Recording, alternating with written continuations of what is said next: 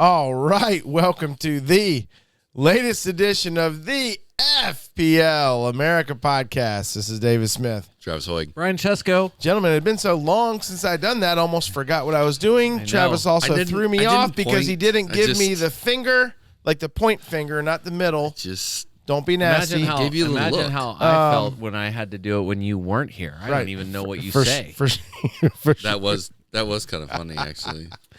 I love it. Yeah, gentlemen, it has been a while since we recorded international breaks, FA Cup weekends, blah, blah, blah. Wow. Sometimes we had to take a week off because life happened. Yeah. But here we are, and we are coming down the stretch to the season. So much, I feel like, has happened. I'm going to do a quick rundown, and then we're going to dive into it. Yeah. Gentlemen, neither one of you play golf on a regular basis, but it is Masters week. Yeah, it is. This week. I did watch a little Masters. I spent as much time as possible today. I was working in an area where I didn't have service, trying to watch as much Masters as possible. It is, as someone who loves golf, it is the best tournament, golf tournament of the year.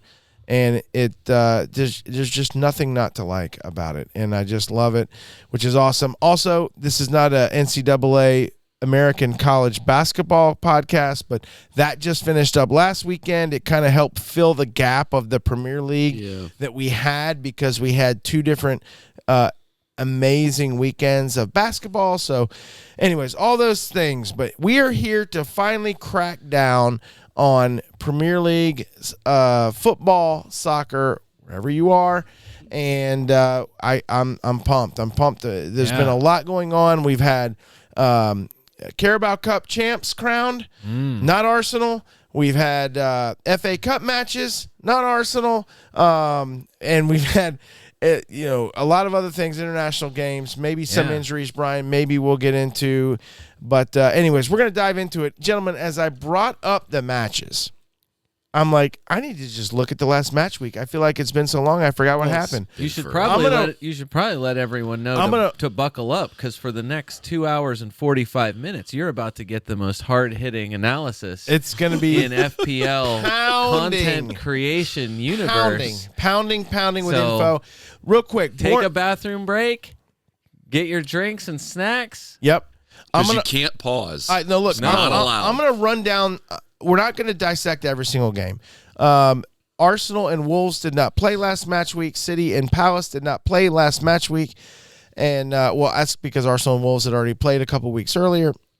But in the last somewhat of a blank match week, Bournemouth 2, Manchester United 2 with a red card, Brighton 2, Liverpool 1, Fulham 3, Burnley 1, Everton 3, Chelsea 0, probably shock of the weekend. Leeds 0, Brentford 0, Newcastle 1, Sunderland 2. The Tynes where Derby goes to Sunderland, as I think they won both games and or at least drew one. I can't remember what happened in their first tie. And then Villa 2, West Ham 0, Spurs 0, Nottingham Forest 3. That might have, I don't know if that or the Everton game was the surprise of the weekend. Anyways, that's just a quick blast rundown. Travis, I think we're starting with smart and stupid, if we can remember what we did that was smart and stupid. I can. Okay, good, Brian. Thank you. First of all, like you said, Dave, Newcastle, it actually was a trap. This podcast, at least one of the chairs in this podcast said that Newcastle, Sunderland, with all of the people moving definitely toward Chow, Lewis Hall. Yeah. Newcastle also still had Champions League matches. Yeah. Right. Before this game, or it was after this game. Real trap. It turned into an actual derby. Good on you, Sunderland, for coming out on top. However, the stupid part of that was that Anthony Gordon turned out to not be a trap. Gordon scored the opening goal for Newcastle, so if you went to Anthony Gordon, the one guy who I was highly skeptical of, you were rewarded. So you were stupid and there. I was stupid. A trap, but also Anthony Gordon good. We were also smart because I said that Bournemouth defense was trash, except for a Truffert. That was the one guy who this podcast would have promoted you to choose over the others. Bournemouth, of course, ends up, I don't understand. We can talk about this. I feel like we're in the same boat with Bournemouth defense going into these final matches of the season. But Bournemouth defense, Truffert was the only one who ended up with a return. You might have gotten DEFCON points from somebody. I know that's how everybody's playing the game now, is for that little tiny bump of adrenaline. What about Hill, Brian? You get the bonus those two. of us who had Hill who got a -1. That was fun. the worst part of it. Or Harry Maguire getting a red card. Own goal.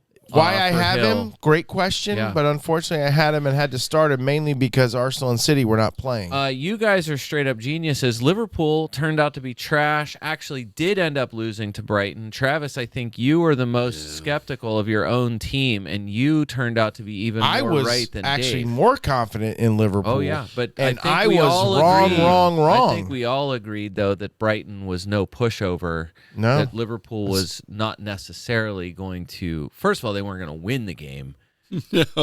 Travis was pretty sure they were going to lose the game. Of course. I might have thought actually opposite of that, but Brighton looked.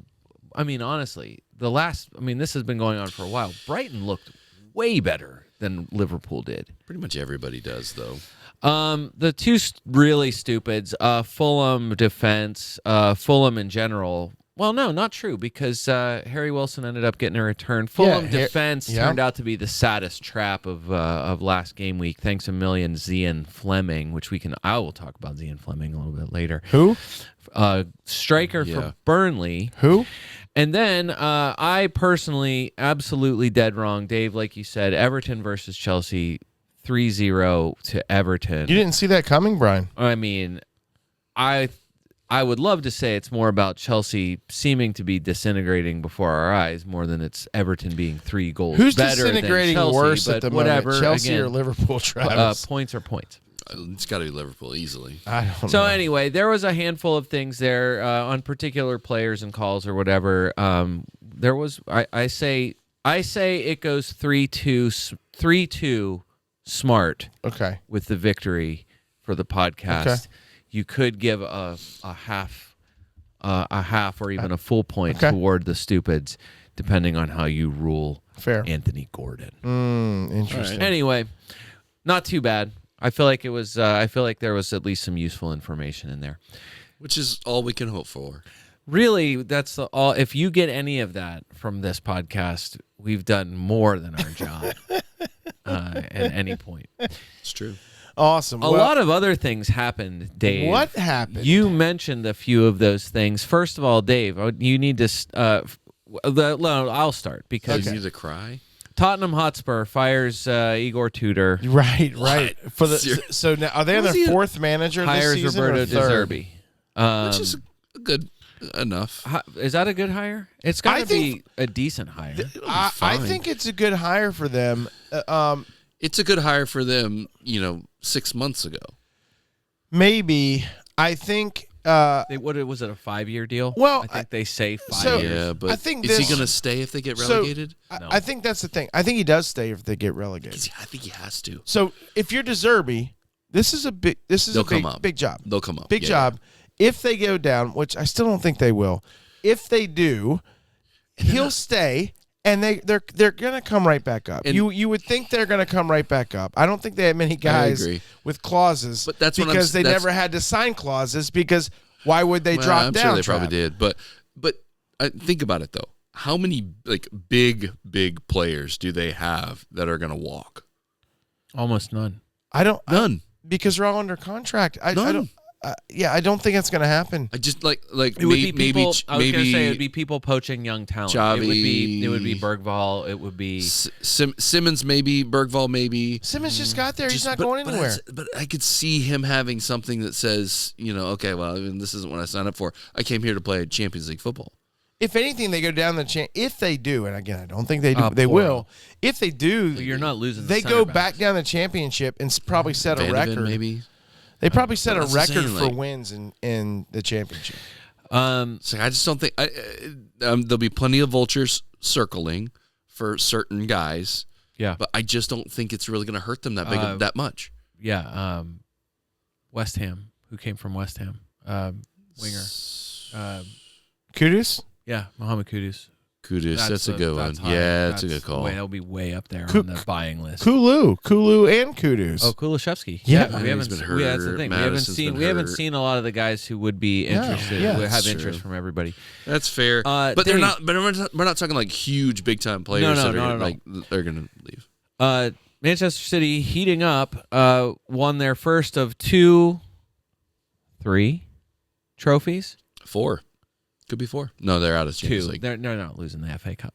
But they won their first of the 2 trophies. They They're did. going to win this They season. did. And Probably they it could be smashed- 3. and I then mean, smashed they Liverpool. could treble, man. They could still get the I treble. was so Part of it was They're heating up I at was the right time. mad and bitter but at not that only game. I smashing was really mad. smashing Liverpool into a fine I feel like it was powder sort of in a the FA smash Cup. on Arsenal.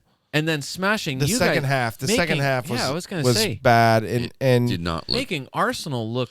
pedestrian. I mean, honestly, It's pedestrian. silly. it's the only time this year in a half where a team made us look really bad. Yeah, it was. I mean, it hard was to watch. it was out of all the games, and we've played some decent teams. We've played Bayern, we've played other good teams, and that's the first time that like we really looked bad. And credit to Pep. I don't know if you guys remember it, and obviously this was not a Premier League game, but Pep came out with 4 guys pressing extremely high, and it was like we were kind of caught not knowing what to do, and they weren't pressuring Raya. They were making Raya go long, but everyone else was man marking behind them, and they had 4 guys pressing, daring them to try to make a through ball pass past the first line, and they were in positions to close that down, and we were not ready for it. I've never seen that. I don't think Arsenal's seen it. I thought we'd make adjustments at halftime, but it just got worse. And so maybe they did try to make adjustments, and it was not the right ones. And honestly, Arteta just got out managed in that game, and we got outperformed. I mean, City really did a number on us. Credit to them. I haven't seen that. I mean, let's not forget when we played them earlier in the year, where they just packed it in and said, Right. "Just good luck. We're gonna pack the one of the box." dumbest games That of the was weird. season. Yeah. Right? really weird. So absolutely flipped the script.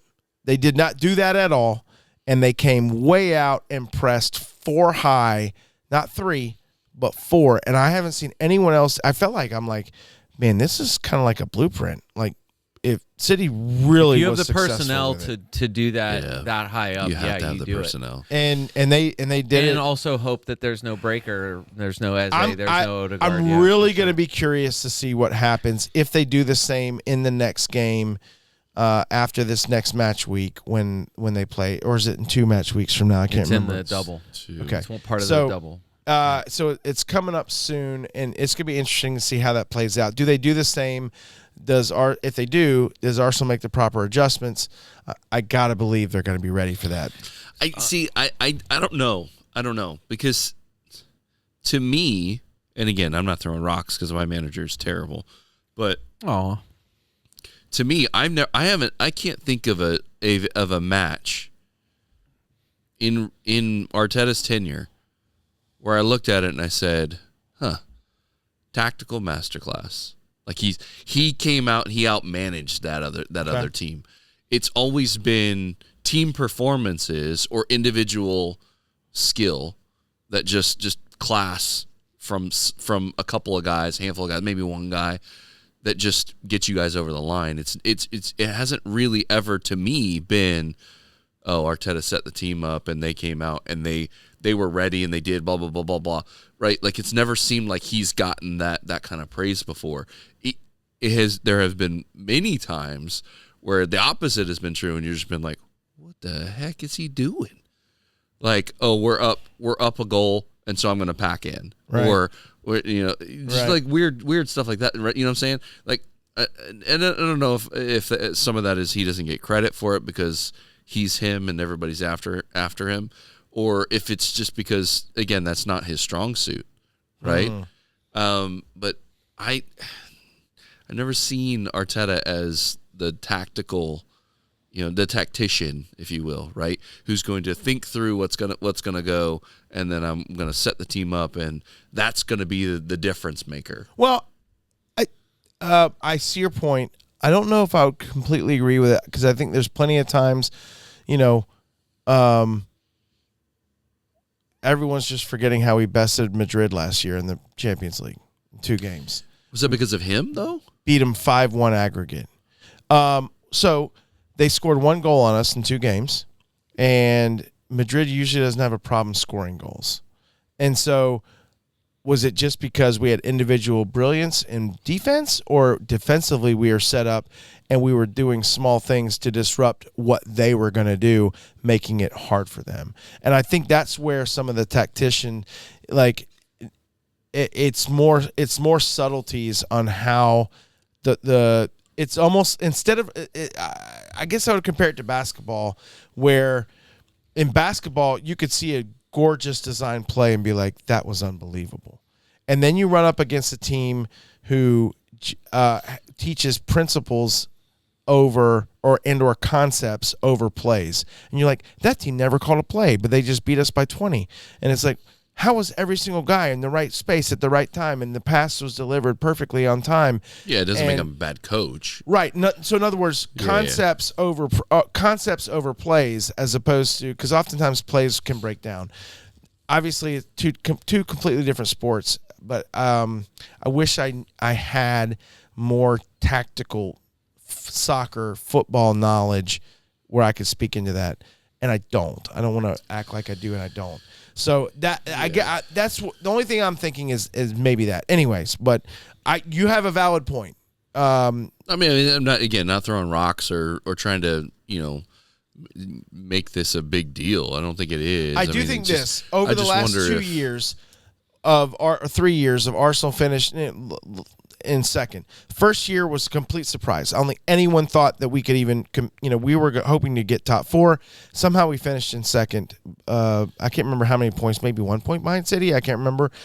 And then last year I think was a disappointment because Pep finishes those seasons with that team, right? Like legitimately, maybe, right? Maybe. I mean, but you could argue that oftentimes Pep has more talent.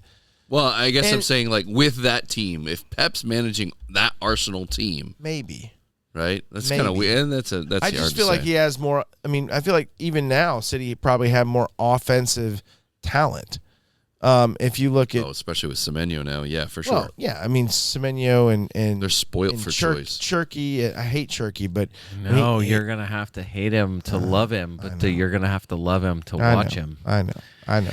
Anyways, moving on. Not to belabor the Arsenal point more than we already have. Let's do it. Not only did you get beaten to a pulp by City in the Carabao Cup final, you ruined everyone's FPL plans by losing to Southampton in the FA Cup. Yes. The dream of having so many doubling teams in double game week 33 crushed because you couldn't beat Southampton. Yes.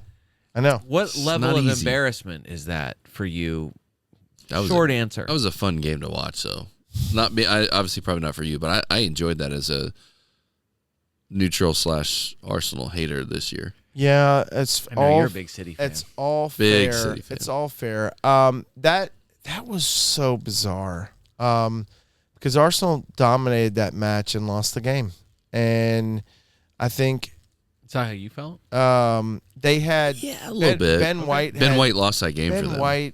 Ben White had he was the the difference maker. Worst game I've ever seen him play, and it's like he was Southampton. Thinking about lounging by the pool. You can't concentrate on a game when you got a that sounds party harsh. to go to. That sounds harsh. I do think Raya makes one of those saves. I respect Arteta for probably telling Kepa at the beginning of the year that you're going to play all the cup matches. There's a lot of Arsenal fans screaming Raya should have started that game. Yeah, especially after Kepa's Carabao. Yeah, the Carabao. That was a rough one, too. That was rough. So Kepa didn't have a bad game against Southampton. He wasn't the reason. So I think this. Arteta told him probably at the beginning of the year, you're going to play the Cups. And then it takes away all the manager's credibility if he, at the last second, goes, no, we're going to go with Raya. And so Yeah, on one, I agree with that. Because then now all of a sudden the players are like, we can't trust a word he says. He told Kepi he's going to play all the cup matches, and then he doesn't. Or does it matter what I do? The number one's going to play at a certain point. So yeah. I really think so. That kind of stinks. Raya doesn't make the second save. He makes the first one, I think, maybe, but whatever. Arsenal gave up, I think, 2 shots in the game, and they scored on both of them. And sometimes that's just football. That's my favorite. It looked really sloppy, though. Yeah, I agree. It looked really sloppy. I've never seen. I agree. I've never seen Arsenal's backline look like that in recent years. Yeah. I mean, I made the comment early on: is this Arsenal's backline or Liverpool's backline? Because it looked that sketchy. And I saw it, and I'm like, he ignored it. He was not involved in our Slack. No, I was not. But you were. I was agreeing with you. Mascara didn't have a great game, and Ben White had a horrible game. Mascara didn't play poorly. He was having to recover. Travis, remember when he made the mistake and he was lucky and got bailed out because the Southampton player hit the ball too far in front of him? He got all told. I would say he had an okay game. He did not play poorly. He just didn't play great. And that's the thing is, like, I think again you're spoiled a little bit with having Gabriel and Saliba in there. They don't really put a foot wrong. And Timber. Timber didn't play. Yeah, that's another one. Yeah, Hincapié, who has been one of our better defenders all year, he wasn't in the game. I feel it. Calafiori is like his first game back, and I'm like, why didn't Miles Skelly play? So, anyways, it's just, I would have figured out a way to why. I would have played Mascara at left back or at right back. I mean, in retrospect, slide maybe Gabriel over. Okay, actually, Gabriel's already there. And then Calafiori at center back, and then played Miles Skelly if you would have had me to do it over again. Maybe. Ben White was a massive liability. And he already had a rough one with England, too. He scored and had an own goal, basically, or gave up a goal, basically. Yeah, or a penalty. He gave up a penalty, sorry. That all speaks to what you had already had to deal with all of Arsenal's players picking up injuries over the international break. I know. Yeah. There was a lot of them. As prioritizing that treble. And by the way, the Southampton game, the biggest thing was creativity and no Odegaard and no Eze. In fairness, Dave really did say that about the Carabao Cup, that not having someone in midfield that can do that is I was surprised really, even Mendy really didn't play bad earlier for the Arsenal attack. because of that. I agree. And then Liverpool crashes, in the process of crashing out of not only the Champions League, crashing in the league. Is Arne Slot going to? Sorry about that. Is Arne Slot? I'm not editing that out. Is Arne Slot going to survive the end of the season? Yes. Oh, he is. Okay, great. Yeah, he and is. I'm sure he will. Yeah, absolutely. And then because if they were going to sack Xabi him, Alonso's waiting in the shadows. honestly, it may not even be him. It could Really? it could easily be Areola. It could easily be Glasner.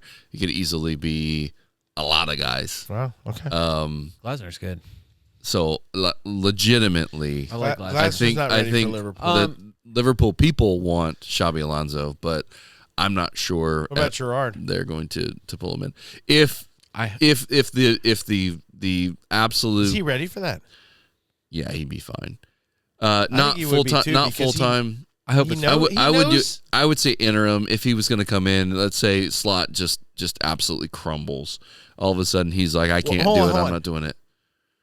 The Then he could come crumbles have no. already happened. What I mean is, Like, what I mean crumbled is, worse. I'm not talking about results. I'm talking about if he loses his ever-loving mind. He's been given an opportunity to try to get fifth. All right, hold on, real quick. And That's all they care about. Again, is fifth.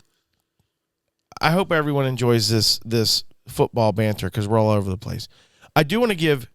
I thought Liverpool, even though they did not get a shot on goal against PSG, I thought it was somewhat of a decent match. And I know what the possession will say, and I know. Sloppy. Yes, But the I felt like they got hosed on multiple calls. PSG? Yeah, no, Liverpool.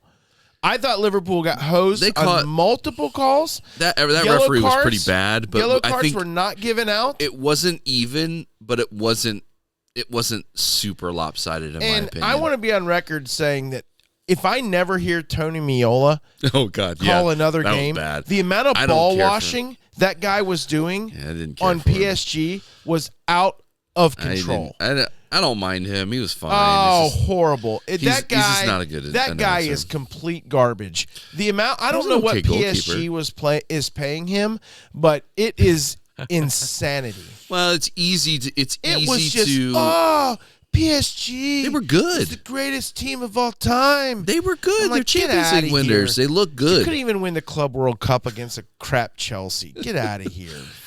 They were good. They should have destroyed us. I was They going to say, should it have. felt like It a game should that have been 7-0. It As, should as have that probably been game's 7. getting over, and I'm like 2-0. You know what? They got to come to Anfield. Who was Great. the man in the match in that match? Do you guys know who the broadcast gave it to? Oh, here's the other thing that kept. Do you think it was really? him? Kvaratskhelia. Who? Mamadashvili. Got it. The Liverpool Oh, goalkeeper got because got of the man of saves. the Yeah, match because because of the he's saves. because of his Unbelievable. saves. Hey, Yeah. the fact He was that good, though. Nuno And Mendes, some of the leg save. There was a Yeah, there was a save Nuno where he got- Mendes plays for PSG. Very good. He's player. a name. His last name is Mendes. They kept saying Mensch. They kept Yeah. saying Mensch. It was Yeah. a little, which may or may not be. It's no way. Well, I was gonna There's say. no way. Well, Bruno Fernandes. There, if you hear him say it, he Fernandes. says Fernandes. It really does end up sounding more Stop like it I'm right dead now. serious. Ain't no way. De Bruyne. Is Mendes Portuguese? Yeah. Yeah. Yes. Portuguese soccer player, and I think there's something in that. If only it was 5 years ago, and we were still doing how to say. You chose I not would to. have- need- You I chose would've- to retire Because that. I would have looked into it. I demand and how to say on a player that's playing in La Liga or Other in things, Ligue 1. other things did happen, thank and you. what we'll bridge Yeah, this why talk with about is those? the reason why we want to talk about beach trip planning is because a really excellent work. There are some really great content creators, and we're all reliant on people who have actual creativity. Oh yes. All right, but hold on. Before you go on to this, I'm going to Oh. speak on that. Oh, you want to talk In about the Nuno past, Mensch? No. In the past, I Okay. feel like if you're not in a relegation battle Okay. or you're Oh, not the in a beach. European placement battle, Yeah. that puts you in the middle of the table, and those are the teams typically that we would say are going to the beach. They're already planning their beach trips Right. as the season gets over. That's typical. Now, I Yes. feel like you're about to give me info Well- that's going to be not typical. First shout out goes to Rob T FPL on X, Okay? who put together his charts of beach likelihood and by which game week toward the end of the season. As we move toward the end of the season, That's nice. I would also like to say I feel like it's worth saying that a team has nothing to play for and is on the beach is a bit. I mean, first of all, it's subjective because all the players, we already know this, that the players are either playing for a spot on their team, Right. they're playing for a job somewhere else, they're playing for a new manager that might be coming in, whatever. Players there are still incentives for the team, Okay. to finish as high as they possibly can and for the players to still perform and the fans. I mean, obviously, you would think they should still care about the people They should. who are the ticket-paying Well, people funding their, the stadiums and their salaries. what place you end up in does Right, matter and from a for payout sure, perspective. for sure, the mid-table teams, it's an incentive for them to finish as high as they possibly can. World Cup as well. However, also I would also wonder about even relegated teams. Once the relegation is official, the freedom with which they play Yeah, it's actually seem more to dangerous. open up. Yeah. And yes, and all of a sudden you're like, they're out of it, and it's like, no, they're actually not. They might actually have fun for the first time. They might have now they really do have nothing to play for, and they might just They have be nothing to themselves. lose, yeah. And Okay. it's pros, and they do actually really good. So then how are we going to judge any So of what this? Rob TFPL put together Great was question. basically saying at this stage, by game week 34, 35, onto the end of the season, the percentage chance based on all the simulations you can run for the remaining matchups they have, the percentage chance of them having their season decided by what Okay. particular week. So I just wanted to say, run through and just say, here is kind of the structure of this, because I feel like it might help you in the way you choose, especially if you have, there are a lot of active wild cards right now. People still on an active wild card right this second will be on an active wild card right up to the deadline, I would imagine, tomorrow. First of all, the relegation battle. So Burnley is cooked. Yes, Done. I feel like Burnley is cooked. Done. So you're already trying to avoid Burnley to me as much as you possibly can, but whatever. Avoid Wolves, owning players, but no one's really actually. Dubravka's the one guy that everyone kind of But why? has, but only why? because he's cheap and only because he was the second goalkeeper or whatever. You can get out of that now. If you're wild carding, you've probably already gotten out of it. But because whatever. you're probably also planning for a bench boost. And Right. So you don't want to have Dubravka as one of your second goalkeepers. And to me, I have him, and I don't want him the rest of the season. Okay. Wolves playing better, but what kind of fight does this team have? They are so far down. They do seem like they have fight, though, regardless of them do being have in the fight, bottom. but according to Rob T's chart, there is a 75% chance that by game week 35, their fate is decided. Well, So, I feel like it's already decided. well, I'm saying based on just mathematics. Okay. There's still some math to be solved here. Okay. However, it's 34% chance by game week 34, 75% by game week 35, and then by game week 36, a 90% chance that we know what's going on with them. I think we kind of already know what's going on with them, Okay. but whatever.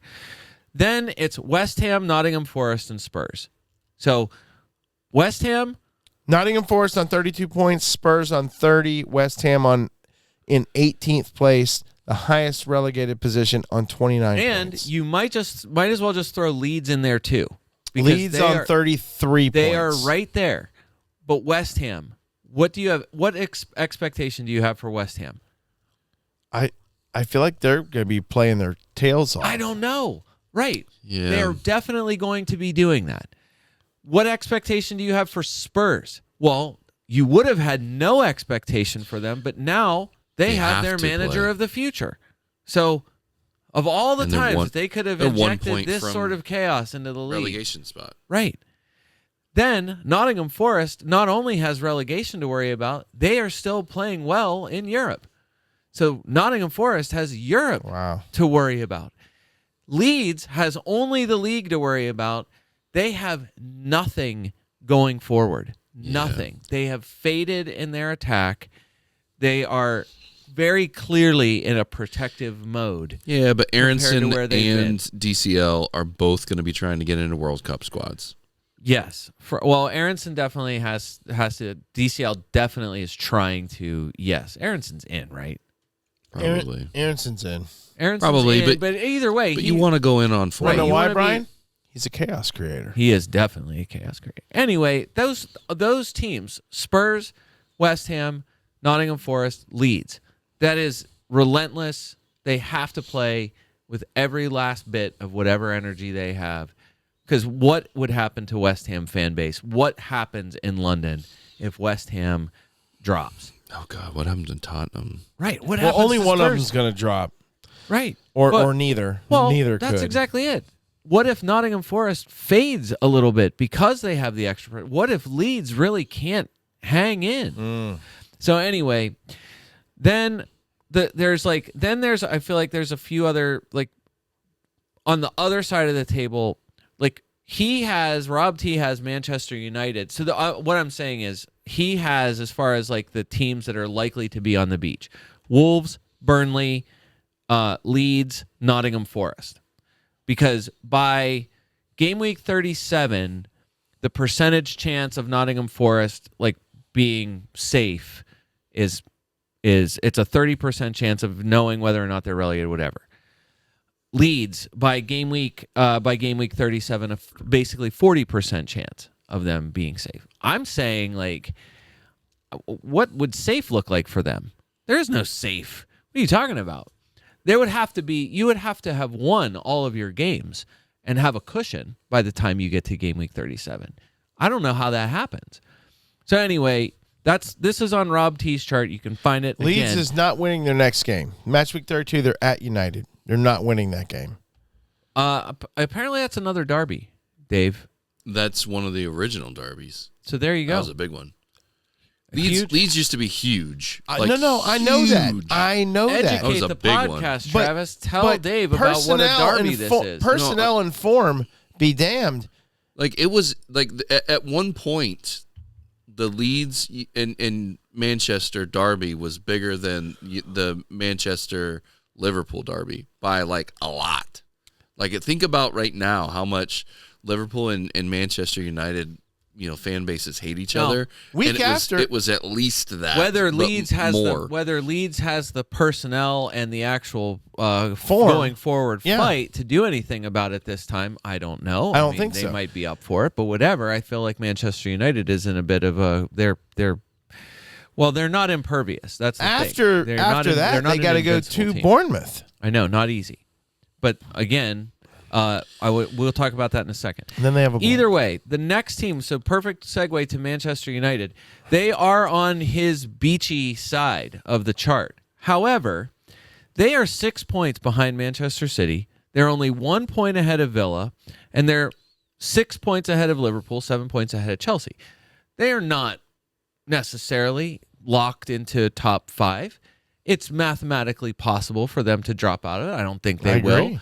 But by the way, top 5 is official. That happened over the break. Correct. Premier League is getting another 5 teams in next season. So it's not just about securing top 5 for them.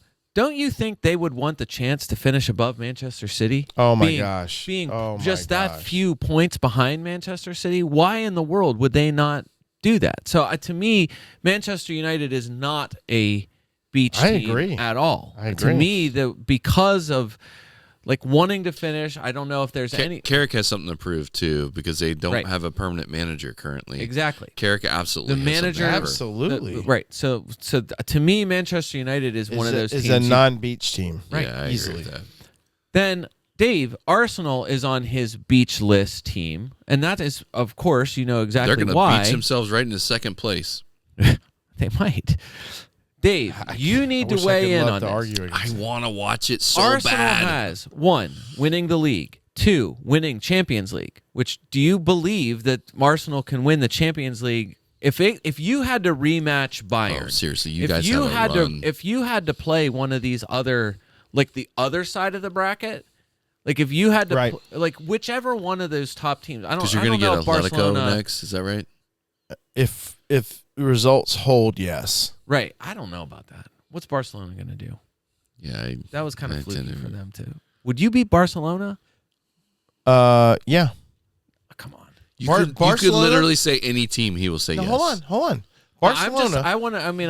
What are you going to do? Barcelona Beat PSG? can't stop people from scoring.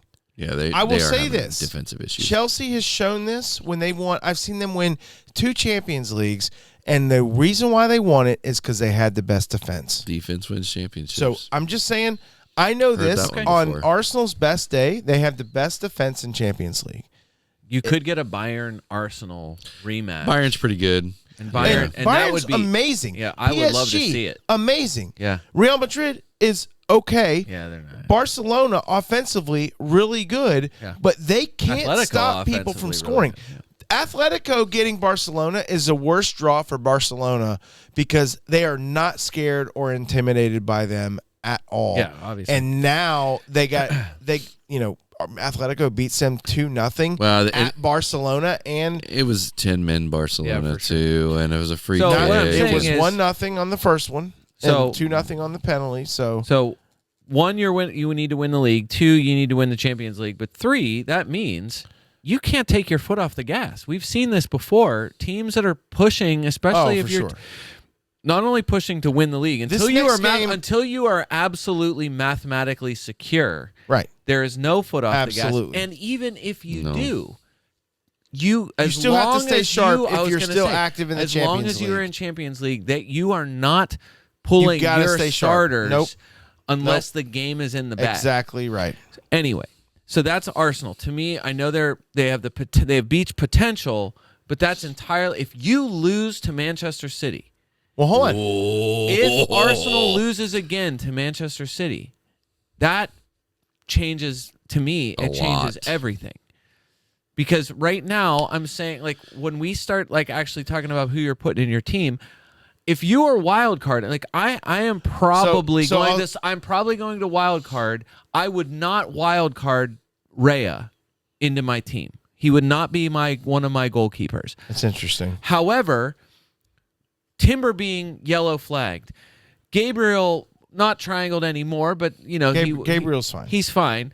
But Calafiore, if you did want to go to Saliba, if you maybe wanted to hang on to Declan Rice, I think all the other guys you're probably mostly ignoring. I don't think you're buying Gyökeres I don't think you're putting Gyökeres on a wild card.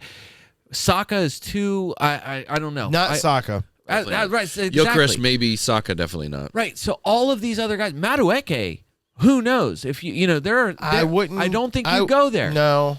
And the actual injuries that you're dealing with, I'm saying like all of these things. There are so many things though, but defensively, Arsenal has one of the best fixture lists going out that you would likely want to get back to double Arsenal defense or Raya and double defenders. So I'm saying that's not a popular wild card choice right this second. This weekend, yeah. Arsenal plays Bournemouth. Right. Okay? At home. Arsenal at home. This is not a pushover fixture for Arsenal. Playing Bournemouth. Yes. City is going to Chelsea. Right. Now, Arsenal plays first on the match week. They play Saturday. They could if they beat Bournemouth, they will be 12 points clear with 2 games. City will have 2 games in hand. City then takes one of those games back Sunday in the primetime matchup at Chelsea at Stamford Bridge. If City doesn't get a result there, if Arsenal wins and is up 12 points, the pressure on City there will be massive. Chelsea obviously fighting for a top 5 spot. Yes. Chelsea typically and fighting for a manager who knows for sure. A big shrug on Chelsea. So, if City doesn't get a result there and it stays 12 points going into the next match week against Arsenal, City is now in a spot where it is win or die. The league will be decided the following match week. But even then, even if they were to win, it's now still 9 points. Yeah. Assuming, or it could be 8, depending on the result. I'm sorry, it could be. He could get to 6 with the game in hand. Yeah. It's 9. It could be 10.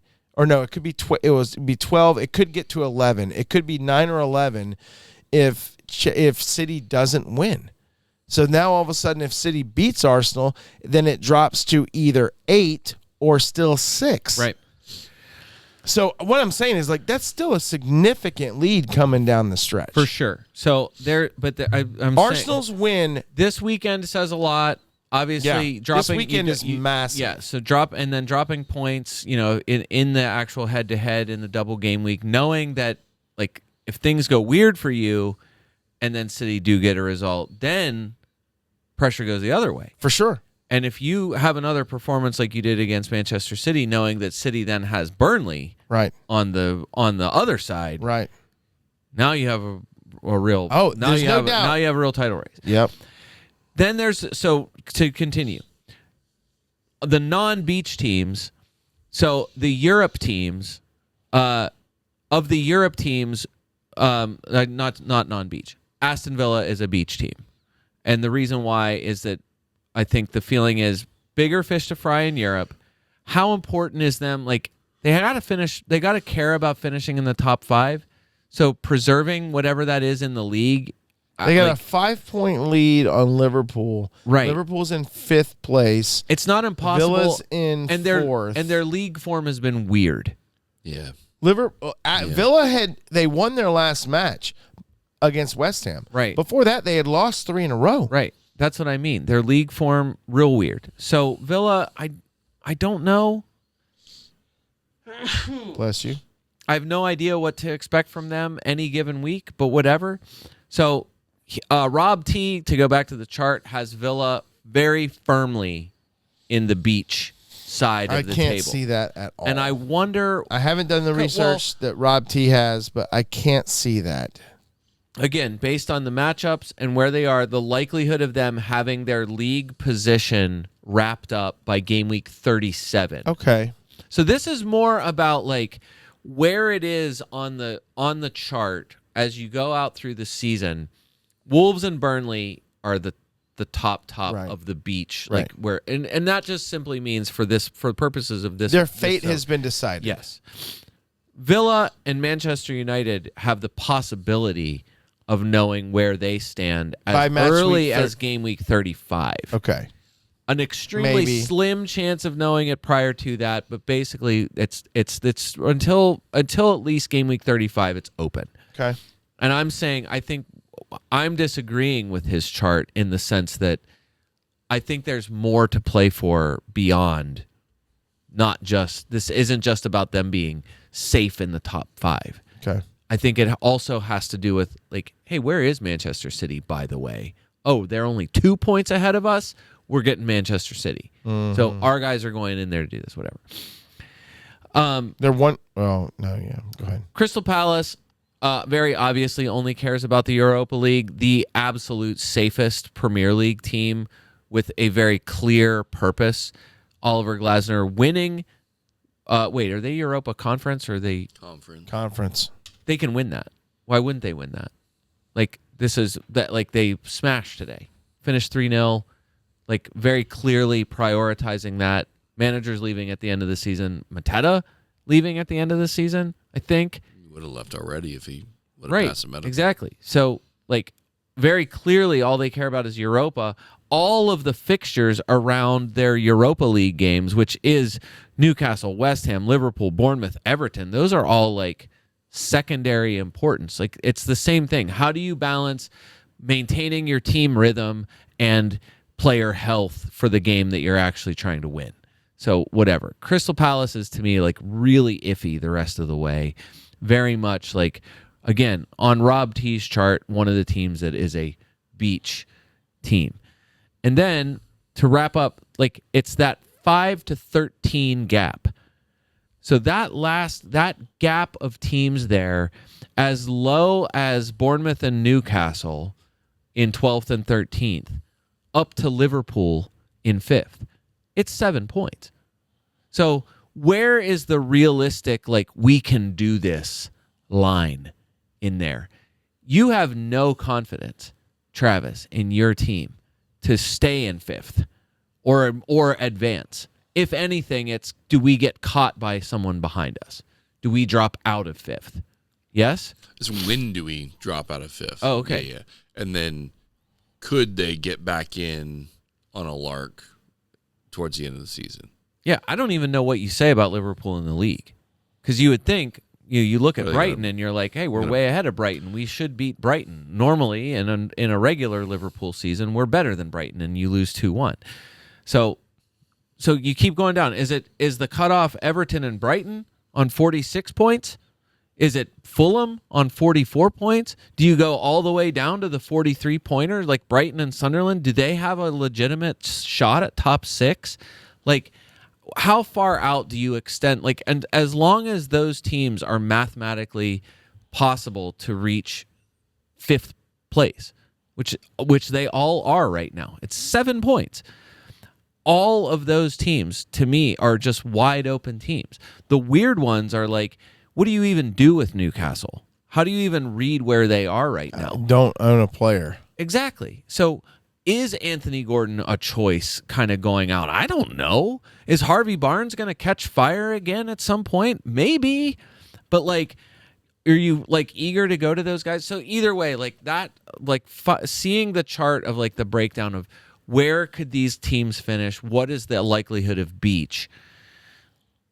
I don't know. I feel like it's worth paying attention to, like, especially if you're making like not just single game week decisions. If you're picking a team or you're or especially if you're out of a wild card and you're picking the rest of the way, like preserving transfers or whatever, like, but picking players from teams where you're like, okay, probably that guy's going to have a lot to keep going for. So Rob T. Thank you, Rob T. on X. I feel like at least a nice way of visualizing, hey, look, you might want to think about these teams a little bit harder. It really is bizarre. Bournemouth in 13th place in the league is 4 points behind Brentford in 7th place, which is a Europa Conference spot. Yeah. 4 points, and that the teams in between them: Newcastle, Sunderland, Brighton, Fulham, Everton, and then we get back up to Brentford. Like right, all of those teams have something to play for. Yeah, and they've all been Because really good this year. you can get into the Europa Conference. Palace, you're right, is in a great spot. They won at home against Fiorentina. They have to go to Fiorentina next week. In the Europa Conference, in Europa League, yeah, Forest drew Porto at Porto 1-1, and Villa won 3-1. Yeah, those are all very obviously Villa won 3-1 at going into the next game at is. Bologna. So Villa's going to move on, and there's a good chance Forest moves on. Yeah. And what does if you can win that's a quarterfinal match. So two Premier League teams in the semifinals, assuming they're not against each other, Forest has a legit shot at getting into the Champions League. Yeah. Technically. And getting relegated. They can Spurs their way, finish 17th, and still make Champions League. Spurs did it last year. Which brings us to what now? So what Holy are you frick. actually doing? So just so we're clear here, double game week 33 is the thing that is, if you have any debate about what's left to do, how you're approaching the only big double game week of the entire season, how you're navigating this. Do you have a bench boost chip to use? Do you have your wild card to set yourself up for it? If you do, and you care about your bench boost chip, this is it. It is set it up and do it that way, or don't. And I feel like I'm torn. I have a team that needs to be wild carded. Well, so that's the first thing for me as someone who is almost certainly going to activate a wild card chip before I finish my team tomorrow. I have not clicked the button. I've only made one transfer so far, and that was just to make sure I had Erling Haaland back in my team, just in case his price had gone up tonight, which it was probably. Live FPL did not have him going up. Fantasy Fix actually did have him closer to a price rise. Either way, I just wanted to be safe. So anyway, the teams, like we know already, the double game week teams, Manchester City plays in double game week 33 home against Arsenal and then away to Burnley. They have nothing else to really worry about because their match against Southampton is in the blank part of game week 34. That's it. They have nothing else until, whatever postponements happen further down game week 36 down the line in the season. Bournemouth at Newcastle, home Leeds. Chelsea, home Manchester United at Brighton. Brighton is home to Tottenham and then away to Chelsea. Or away to Tottenham, home to Chelsea. Leeds is home to Wolves and at Bournemouth. And then there's Burnley. That doesn't matter. Away to Forest and home City. What are you guys currently doing about the double game week 33? Does it matter for what your planning has been so far? Are you only focused on the week in front of you? Dave, what are you doing? Currently only focused on the week in front of me. I do not have a wild card. I have a free hit and a triple captain left. Oh, you did not use your triple captain. Okay. I have a free hit and a triple captain left. The other part of that, obviously, is all of the teams that double in 33, blank in 34. Correct. So you very well might be set up for a time where you could free hit in the blank the double game week. Or maybe. I could. Right. Because I might be fine. I need to kind of look at that. I'm going to be honest, I haven't dove on that yet. And I think the question is, for most people, if you're going to do that, is your free hit team going to end up just looking like the template double game week wild card if that's team? the case, then you're not losing ground. You're mostly maintaining. Kind of maintaining. Right.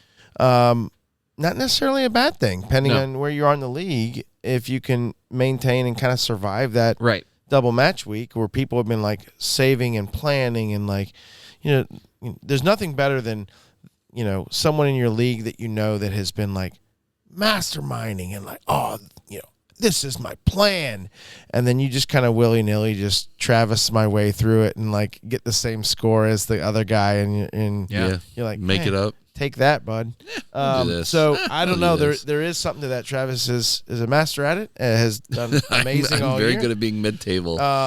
No, but in no moments, one is more at the beach or safe than Travis. Look, my starting in week 8. My current goal, and I don't know if I can catch him. I've been gaining ground on League Billy, who continues to remain in first. I think I'm a 40-ish points behind him. Yeah, that's a lot. Brian got me 13 points this last match week. We were neck and neck.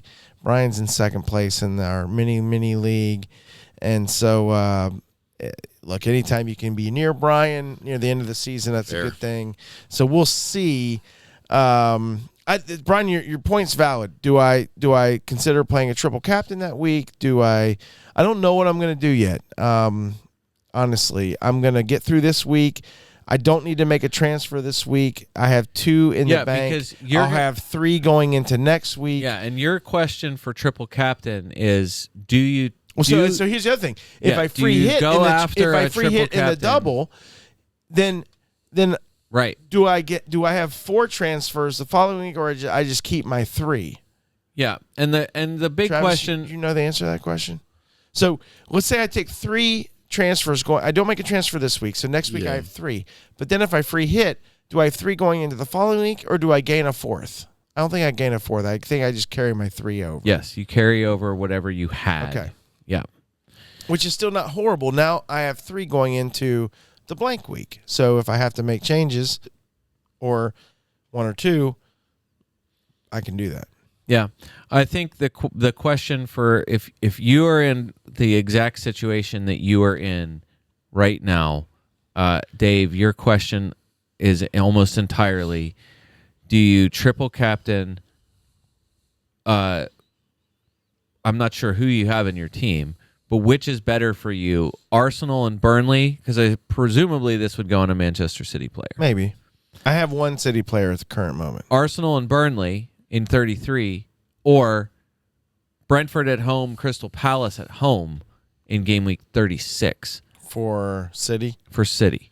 Because your only other double team. I like Brentford and Crystal Palace a whole lot better. Right, you like that way better. Because then your other options are: do you triple captain a Bournemouth player at Newcastle and home to Leeds? Maybe. Do you triple captain a Chelsea player home to Manchester United at Brighton? No. Probably not. Do you triple especially a Chelsea team that is down Enzo Fernandez in the first part of that? Right. Brighton player at Tottenham home Chelsea. Probably not. You triple captain Denny Welbeck for old time's sake. I just don't think I don't think he's going to play 60 in both. Leeds player, do you even have one? James No, Justin. I don't.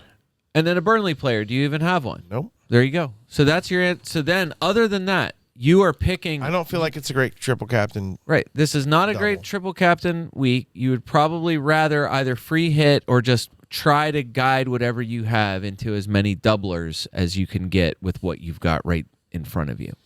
And then take a chance on a triple captain on one of the people doubling in 36. That's it. Yeah. Because otherwise, you'd have to pick. Are the 36 doubles there?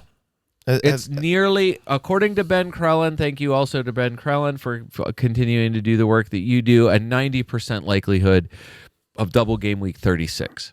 What The teams? slightest What teams? it's Manchester City and Crystal Palace. It's just maybe City.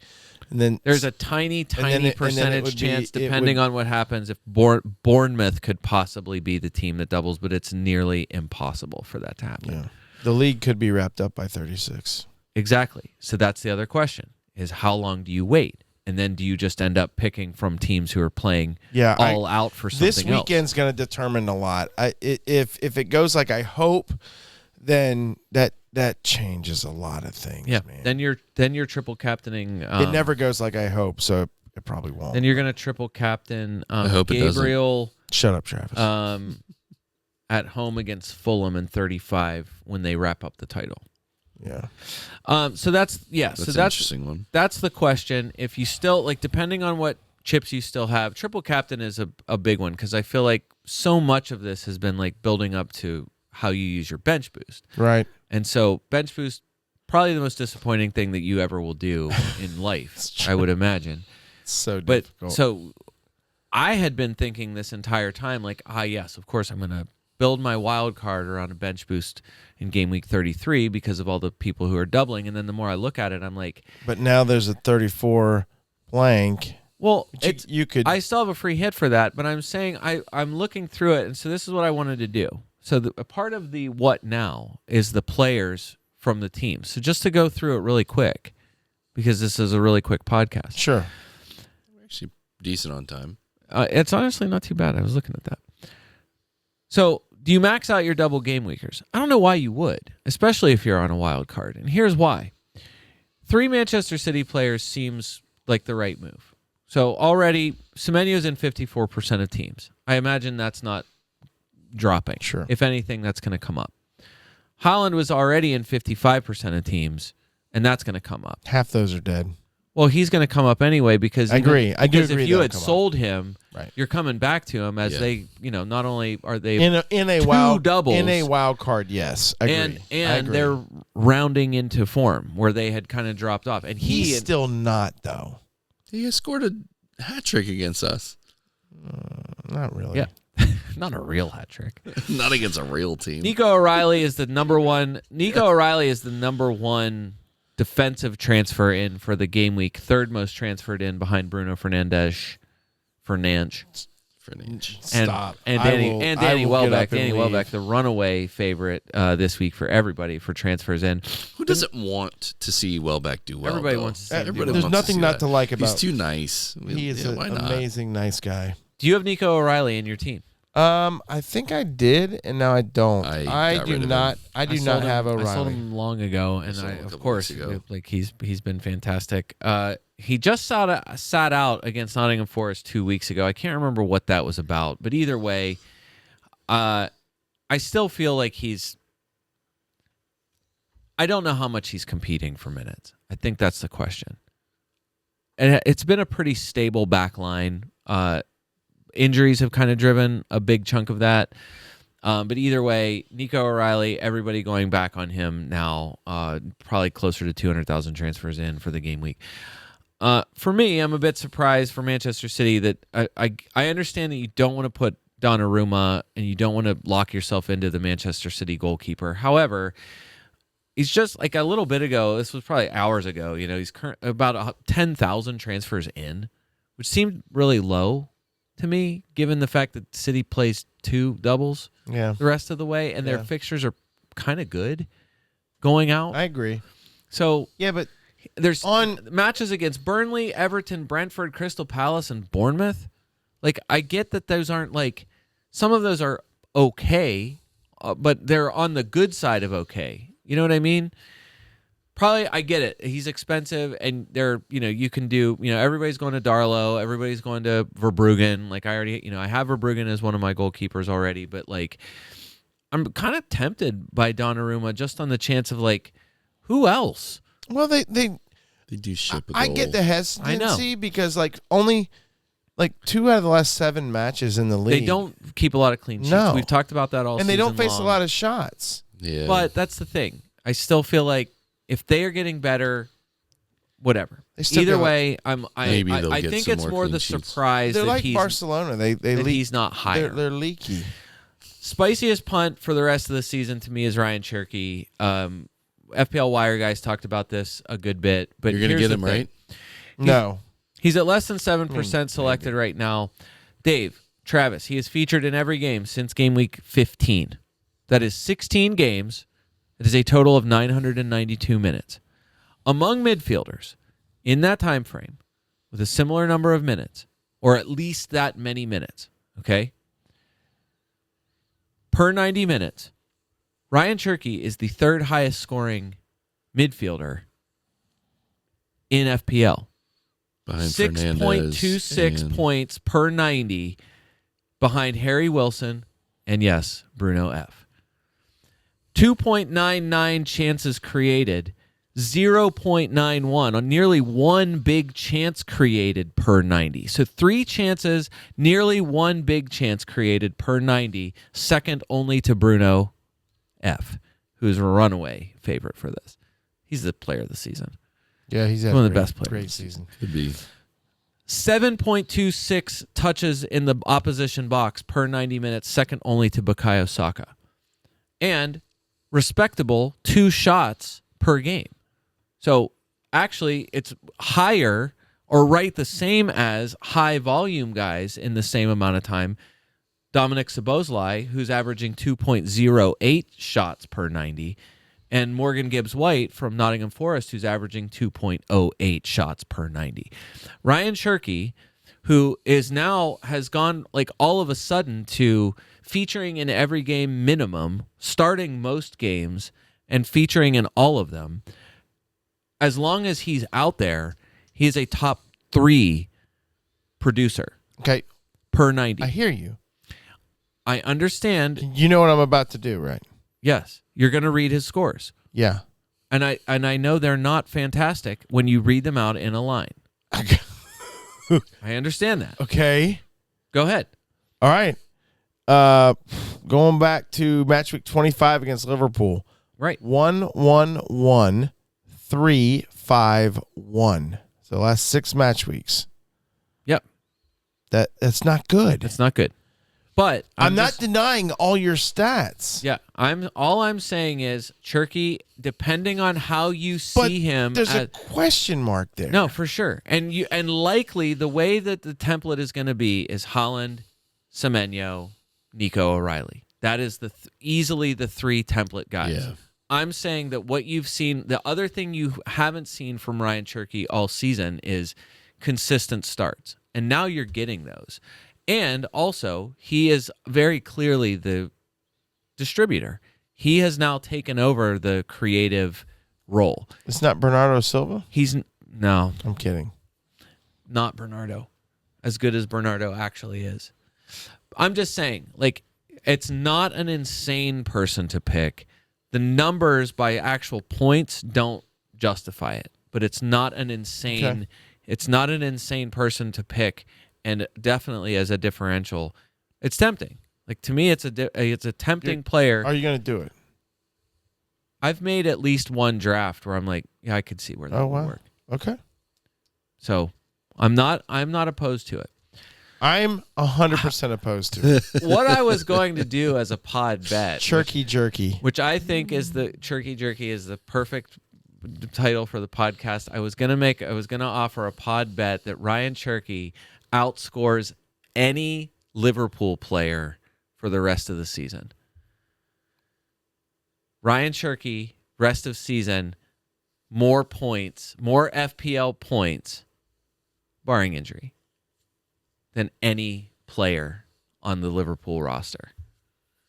I do not think he'll outscore Ekitike and or Verts on the rest of the season. Why? Absolutely. Isak played. You got Isak back. Ekitike is a man. All right. Ekitike is struggling. The minutes are an issue. So with Isak back, that might be helpful, but yeah, he's struggling. I don't know. I'll take it. No, I'll take it. All I'm saying, Soboslai is probably your biggest. I'll take it. I'm not saying that Ryan Cherki is going to be all of a sudden. I like it. It's a bet. You're like, oh, okay. Right. Like who? But yeah. I'm saying depending on what version of Cherki you get and depending on how actually despondent the Liverpool team is, I mean, I don't know. To me, it's a bit of a toss-up. I really genuinely am not sure which way that one would go because Cherki's minutes have been way better. Could he get benched? I don't know for who. Who's better than him in that team right now? I mean, they need him to be the facilitator. They need that. He fits better with whatever they've been doing than anyone else. I'll give Gravenberch. This is Gravenberch's numbers from match week 25. 5, 5, 3, 5, 0, 2, 3. Cherki might lose just on DEFCON. You're right. It could be a bunch of ones for Cherki because or twos, ones and twos for Cherki because he just doesn't do a ton. But he might give you a 10. Right. So anyway, that is to me that was one of those guys. The other thing for City, is if there's any love for Mark Gahey, did you still have him or you got rid of him? No, I got rid of him a long or time ago. Matheus Nunez, like obviously those guys. Maybe. Gahey's in 33% of teams already. I think his people That's just high. never got rid of him from his Well, but pals. either way, He's been that's good though. both of those guys are more nailed than Nico O'Reilly. I can tell you that by minutes. Gahey's 100% nailed. Right. So I'm not saying that Nico's going to get benched. I'm not even remotely going to try to claim that. But the the defenders have been Gahey, Nunez, Nico O'Reilly, and Kusanov. Diaz has been injured. Eight Nori has been coming in. So Eight Nori is not completely out of the picture. And it also depends on where if Matheus Nunez plays further up. Because he's been playing some midfield. So either way, like, there's other options in there that you could probably go to. Gahey seems like if you just wanted baseline, I'm pretty sure this guy is going to start no matter what, and I'm going to just take Mark Gahey, who is a excellent player. You could go there instead and not worry about whether Nico O'Reilly is going to lose minutes to someone. It's just tough for me. I mean, to trust anyone in the defense other than Nico O'Reilly, because he just has a way of finding his way to the back post and finding goals. And right, he's scored. He's been amazing. Scored 2 on Arsenal in the Carabao Cup final. So, how many Chelsea people do you currently have? 1. Who? João Pedro. Pedro. That's it, and that's been everybody. What's he at? 60%. He is. Feels like he's really 50%. Okay. 50.2. The big question. How do you guys read the current Chelsea situation? You don't. Yeah, I mean, Enzo suspended for talking up Madrid. Chelsea and Liverpool are I don't know what to think about. They lose right 3 now. of their last 4. They had 2 draws at home against Burnley and Leeds. And then L'Equipe, French outlet, of course, talking already about if they don't get Champions League. Who knows? I mean, look, that reports come from all over the place. Tabloids are tabloids, and stories come out of whatever. Known for being reliable. But whatever. So I think, but either way, the way they tossed Maresca aside already this season for Rosinha.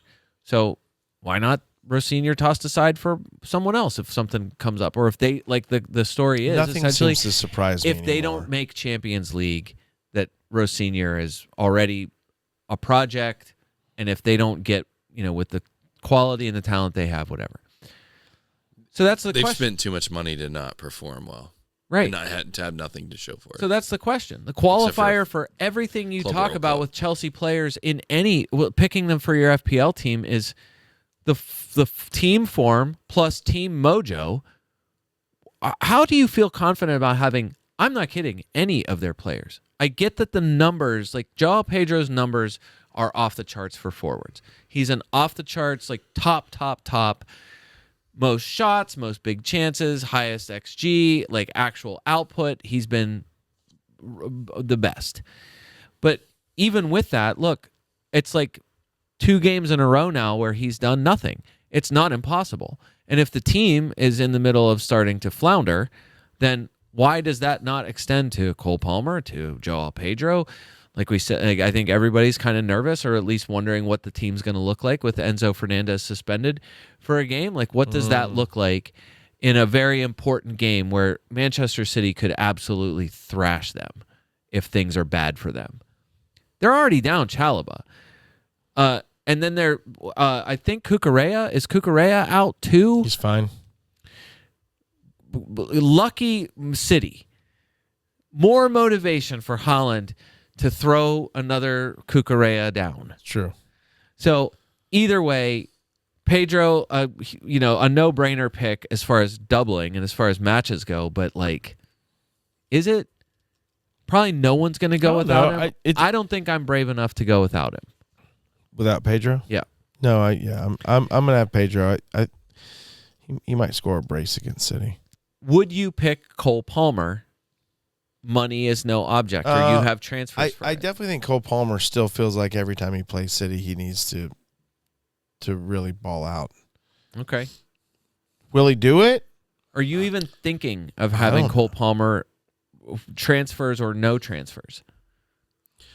Cole Palmer is just too fickle this season. He's kind of all over the place.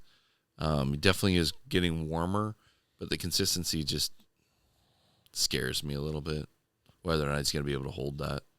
His underlying numbers are real good. Yeah. And his points, his actual output, I mean, he had 20 and 12 back-to-back against Wolves and Leeds. So that's a lot of points, but also that inflates your overall. When you say, like, oh, he's got 51 points since game week 24. Well, that's a lot. Only Bruno Fernandes has scored more than him, but he scored 32 of those 51 points in 2 games against 2 of the worst possible teams. So, like, I don't know, man. I just think for 10.6, like, he's got to be great.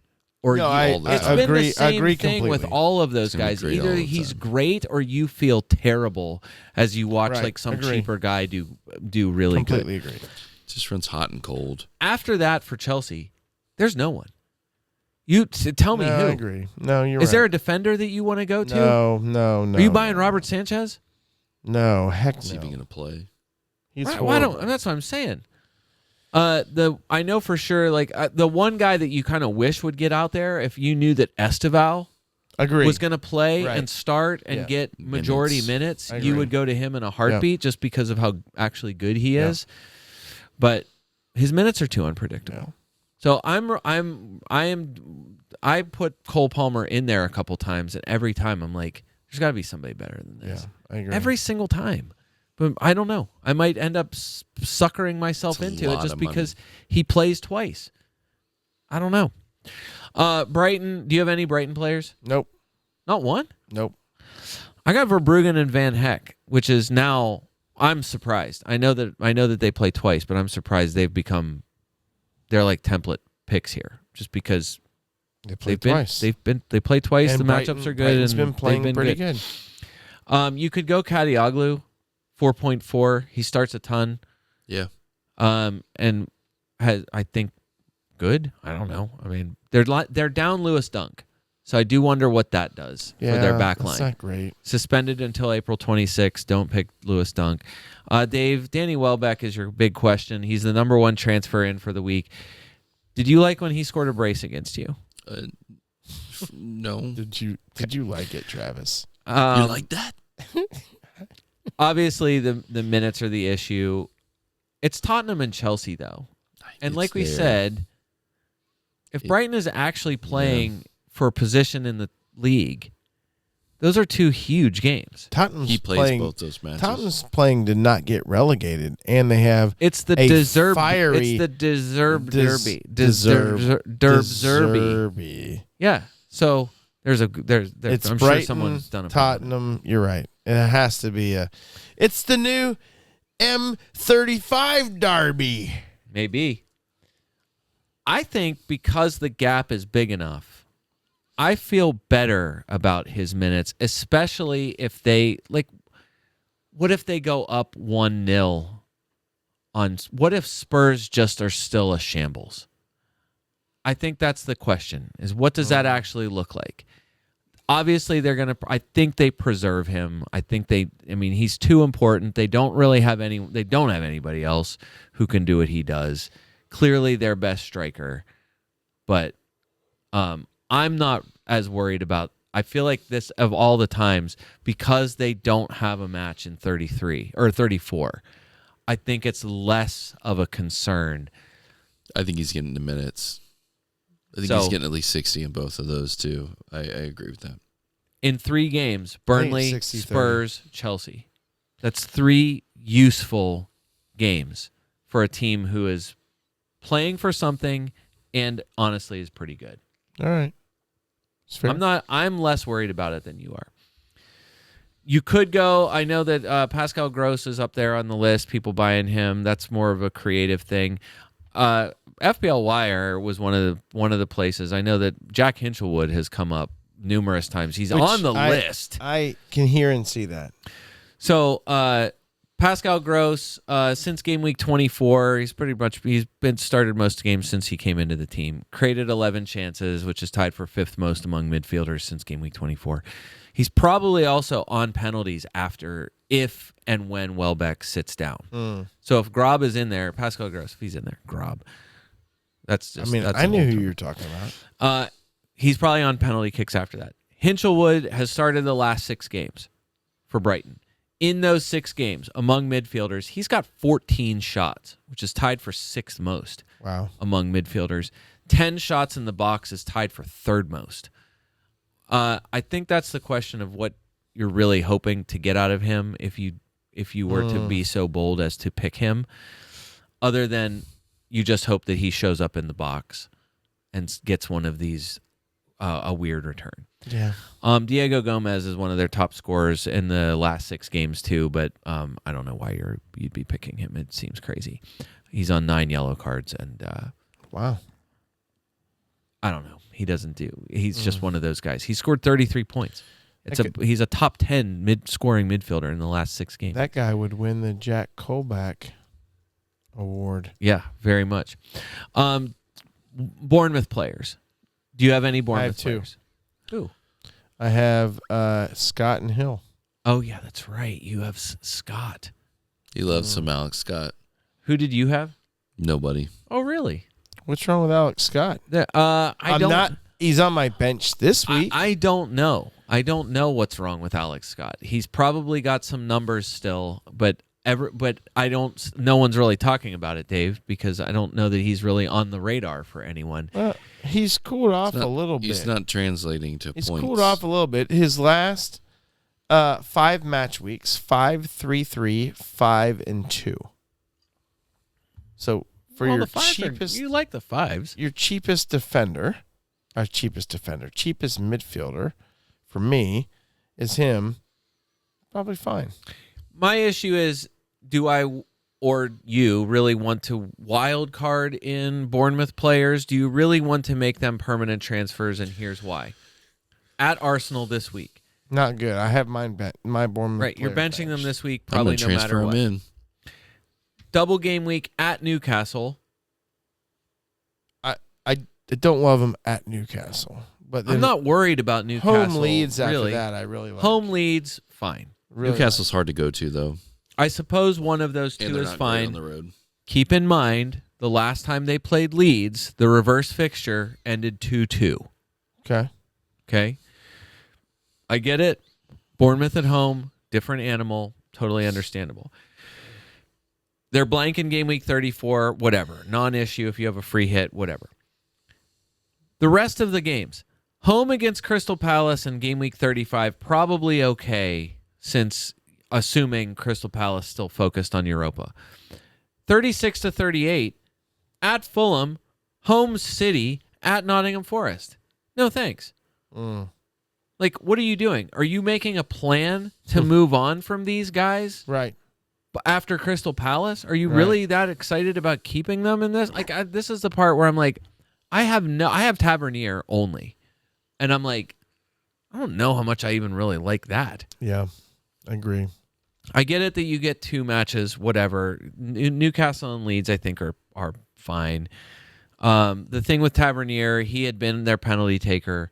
He let Krupi took the one against Manchester United. That was really annoying, first of all. I'm sure. But that's a on-field call. Probably Tavernier's still first, like the one to dictate that decision. So I would imagine if they get another one, Tavernier. It seems like it's not a like what are they going to vote on it? Somebody's got to make the call. I imagine Tavernier is the first one, and plus Krupi. They're going to draw lots. Plus Krupi is a earlier sub.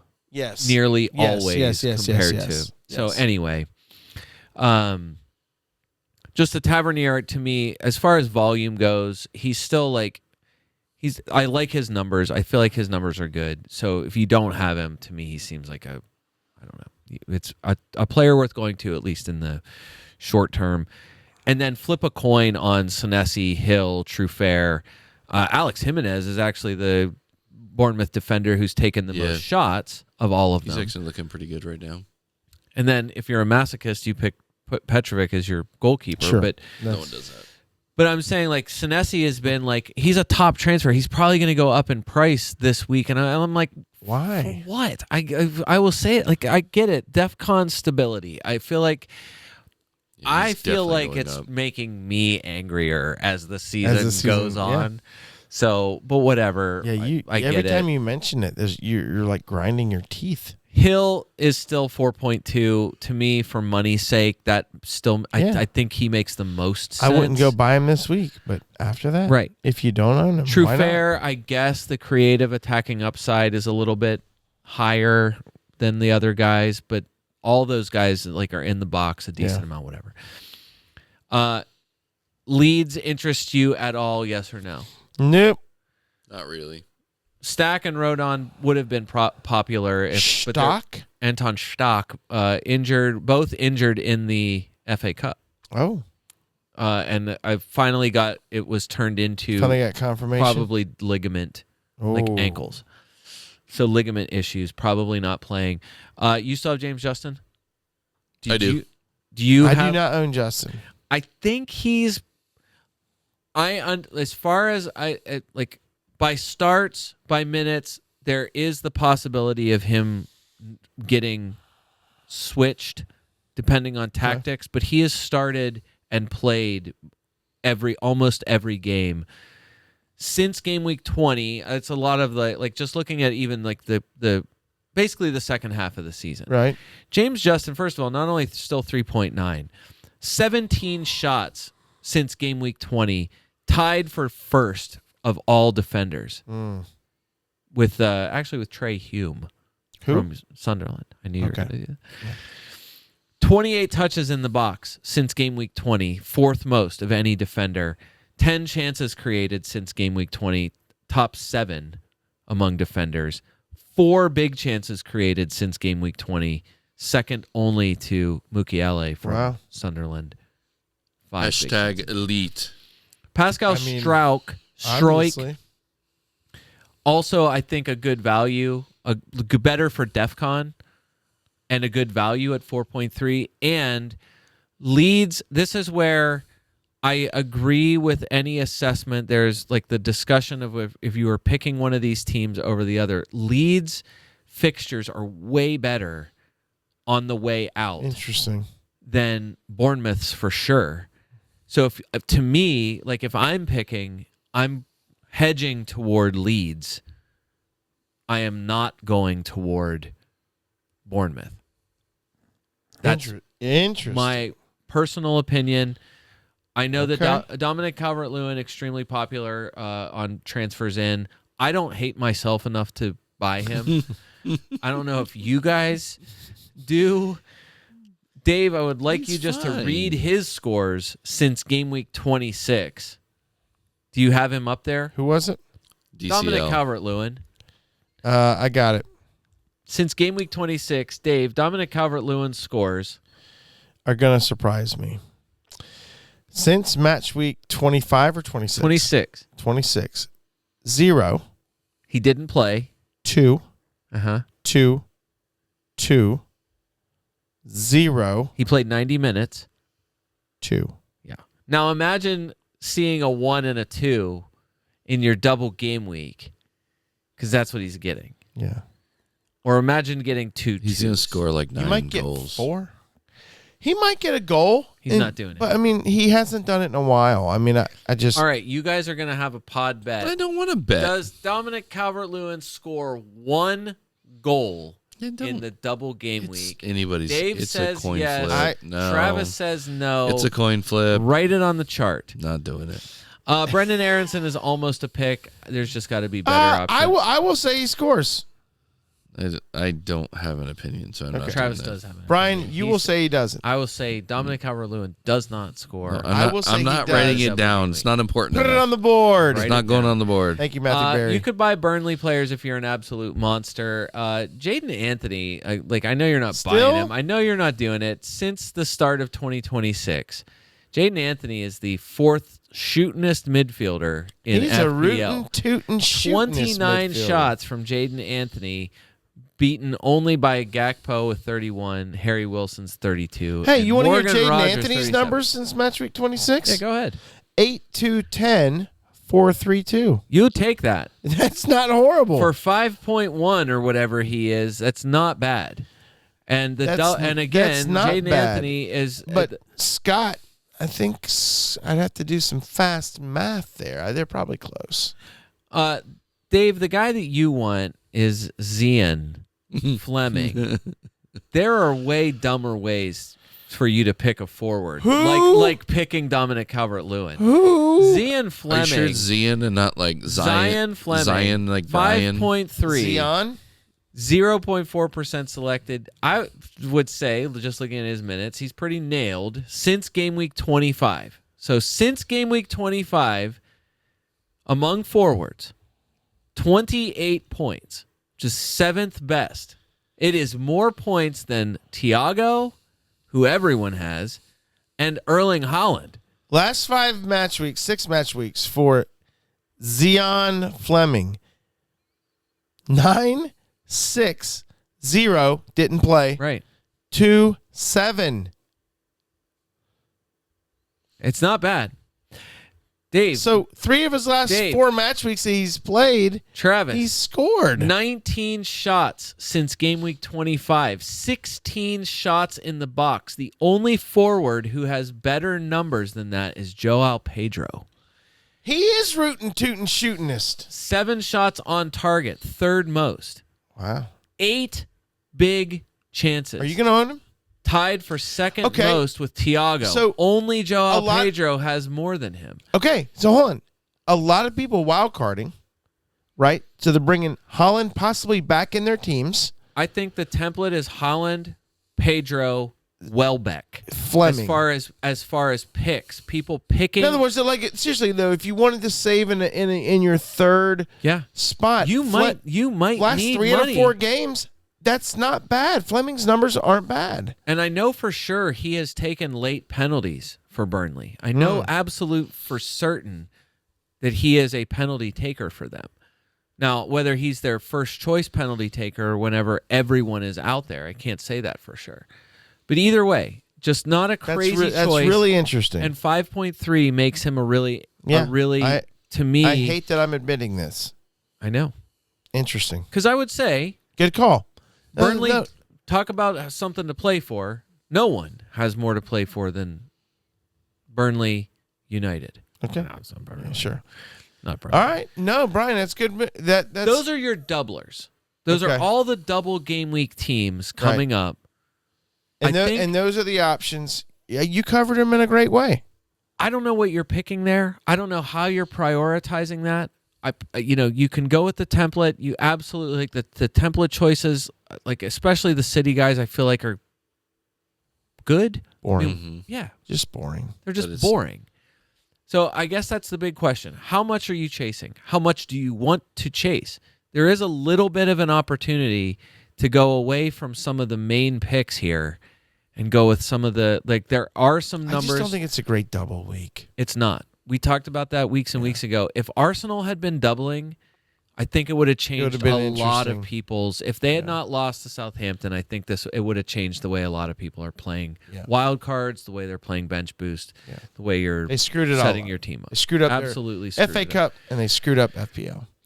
Awesome. Does that bring us to night moves? It does. There's so many single week players. I think everybody's abandoning the single. So Thiago is going to be a big sacrifice, even though he's playing Everton this week. Yeah, but you're going up against the mighty Tarkowski and Pickford, who just stomped on Chelsea. Now the last time Thiago played Everton, he got nothing. A hat trick. Actually, the opposite of nothing. It was a hat trick against Everton the last time he played against them, and that was at Everton. This is a home game for Everton's Brentford. had this circled on the calendar. I'm sure. This is a revenge game for them. Yeah. People getting I have Jared Bowen in my team still, and I don't hate it. They play. They have their early kickoff. I mean, they are the deadline team tomorrow, but it's that's Wolves. your captain too. I'm not captaining him. You do have Bowen though. but I do have Jared Bowen. Ooh, I'm I like not that. opposed. I like that for you this week. I'm not You did for a opposed hot to second. keeping him if I I had. don't like that you have him this week. I know, but this is what I'm saying. I might get rid of him if I click the wild card button. I'm not sure that he survives. It probably turns into Danny Welbeck. Interesting. So I'm saying, like, this is one of those things where, like, the person I actually sold, I don't know that it's going to stay this way. I sold Joao Pedro for Erling Haaland just to get the team moving. If it was up to me, I wouldn't play a Chelsea player this week if I had to. Do you trust them against Manchester City? Absolutely. You do? No. Oh, No, but weirder things have happened. for sure. And attacking that's wise, the only. I'm attacking playing. wise, they can. I'm sure they could be okay. But I Yeah. thought they would be okay against Everton, and they weren't. That's fair. They were That's fair. terrible. Well, they played down to their level. Travis, night moves. What are you doing? None moves. You got to captain somebody Right now it's on Semenyo.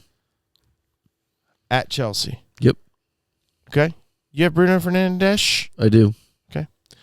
Brian, while you're thinking No, about go ahead. it, I am not going to make a transfer this week. I'm going to roll How out. many do you have? I have 10. I mean, No, 11. how many transfers I have do you have? 2. Okay, so you would bank one. Would we get you to 3? I'm going to give me to 3 Okay, that's going great. into next week. So That's fantastic. the one weird thing I have is I'm having to start Havertz. I don't know if he's going to start the game. I definitely think he'll play. And here recently, when he's come in, he seems to be productive. He saved So you in the Champions League. Why can't he save you in the real league? It's very possible. And, who knows? He might start. Odegaard is out with injury, and I don't know what's going on with Eze. But so who knows? Who knows? He could start. I will be captaining Bruno Fernandes. Okay. The reason why I feel like I don't know if I have a choice of whether or not to wild card is if I wait. I think the one argument, regardless of whether you save your wild card, if for whatever reason, if you haven't activated it or if you still if you've chosen a different path, the value of saving it after this week. First of all, I agree. I've said it. We said it weeks ago. This double game week, I don't know that I want to load up on the teams that are playing with my wild card. Right. Buying It's not going to set you into up great going Right. into the last part of the season. So I like some of the things about Brighton going out, but not all. I like a couple of the matches for Bournemouth, but most of them I hate. Yeah. The rest of the way. Yeah. And then on top of that, like you said, I mean, like we've said, the matches that are actually playable, you're getting rid of those guys because they only play once. And it's Right. like, why? Right. One of the guys that I'm losing from my team that I really genuinely hate would be Morgan Gibbs-White. Morgan Gibbs-White, just so we know, not to I go know back we into read his numbers last time, and I was shocked by his numbers. Since the second half of the season, since game week 20, the only midfielder who has scored more points than Morgan Gibbs-White is Bruno. He That's is the crazy. second highest scoring midfielder in FPL since game week 20. He's ahead of, I get it, Elliot Anderson's not that far off in points or whatever, but Gibbs-White is and he's cheaper, but Gibbs-White's the second highest scoring midfielder in FPL since since you were Right. able to activate your second wild card. Right. So, And he's never been in my team once. Shit. and Probably should have been. Gibbs-White, like they play Aston Villa this week. Is that a gray matchup? Is it showing up as red still? Why? Right. Villa blows. So this is where I'm like, they have the most to play for. He is their penalty taker. Interesting. He's been he's taken the most shots of any of their players and is one of the top shooting midfielders in FPL. And his scores have actually, like his points are, again, second only to Bruno in the second half of the season so far. So that's where I'm like, everyone's going to bail on that guy. And why? Because he only plays one time the rest of the way, and some of the matchups are gray. I mean, that really is it. And I'm like, does that matter? Anyway, I still have Patrick Dorgu in my team. Is he healthy yet? He is trained. He's on grass. Amazing. So he's on Amazing. grass. Amazing. I'm glad you held out. It's going to I come don't know. back. That is amazing. And you are What if going Dorgu? to benefit. You're going to be ahead of everybody. I have Dallo in my team. Still don't love that. I have Virgil van Dijk. Is there any player that you could have in your team that makes you feel worse than having Virgil van Dijk in your team? Dorgu's up there. I hate it. Dorgu's up there, as sad as it is. Yeah, to but say, I Dorgu's like up there. the memory that I have of Oh, Dorgu. yes. I can't Live in the stand. memories. And then Van Heck. So the, You still have Reece James too. I Is he don't. still in your He's actually hurt. One of the things that we did not strategize this enough is what happens. What do you do with Arsenal players that are likely not in your team anymore? What do you do? Do you have a Urian Timber plan? Do you care about possibly getting Timber, Raya, Saliba, Calafiori? Why not Calafiori? maybe. Hincapié. Why? Or do you have any? Hincapié's injured, not significantly, but injured. Right, but Calafiori's back. He Calafiori played. is back. He played 70 or almost 80 minutes the last time he played. Calafiori is back. Right. So, is there a plan for the rest of the season? Like, what happens if Liverpool or if Arsenal really do have to go back after this? They're still the best defense in the league. They still have to play for everything, and Right. Assuming they can hopefully get by Sporting, then that prolongs them. That puts them in the semifinals of Champs League. So you have to choose to either go against them right now and just really if say you're like wild carding, right, or say like I would not you know go what? against them. That's what I'm saying. I would not. They have too much to play for. Does Timber And come I don't back? think that's going to change. I mean, I wouldn't have Timber in my wild card right now. He's Right. out. He's not significant.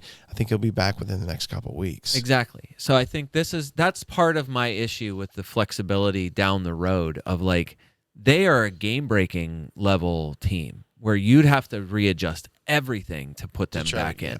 Yeah. Anyway, that Harry Wilson, I'm not really sure what you do with Harry Wilson, like a top player for the season, playing your guys this week. Is he going to score a goal? Travis says no. I say yes, Harry Wilson. Probably. Like I said, Gibbs White, people bailing on Thiago, people bailing on, I think Jared Bowen still should be a good pick, like an essential player for West Ham the rest of the way. So anyway, I don't hate Ollie Watkins, by the way. Just want to No, throw that. He's had 2 goals in his last 3 games, just for Villa. Yeah, and Villa's got I just want to throw that little. well, Easter but egg Villa's out there. they've got to go for it, and so, but Morgan Rogers is another one of those guys. Yeah. Like a lot of people, Rogers hadn't been shown up in the score sheet. Watkins has. Yeah, so just want to throw that out there. So anyway, all of that to say, there's a lot of decisions to be made. I'm probably going to wild card. How it ends up shaking out, Not in 32 and 33. I'm probably wild carding right now in 32. going into this week. I think the question is whether or not, like, is it worth it to go for a bench boost, to just stay with wild what card now, so you can bench boost. Wild card this week, so you can bench boost to be next able to week, bench maybe. boost and pick some players. So that's the thing. Is there a way to balance game week 33 and the double, and also choose the players who on the long term going out? Who are you captaining? Currently on Bruno. Okay. I genuinely would not hate a Holland captain. Okay. That would be sure. a vice. I'm sure a lot of people minimum. will probably be doing that. He could rip right through them. Maybe. All right, Travis, we did it. We made it to the end. I think we're still recording, and there's that. Are you still awake? You have survived, Travis. Travis was complaining about how tired he was before we started. So I just was going to be a passenger the entire time. You did a fantastic job. Well done. Stay alive. Gentlemen, for the FPL America podcast, let's hope that Arsenal finishes the weekend possibly 11 points up. Until next time.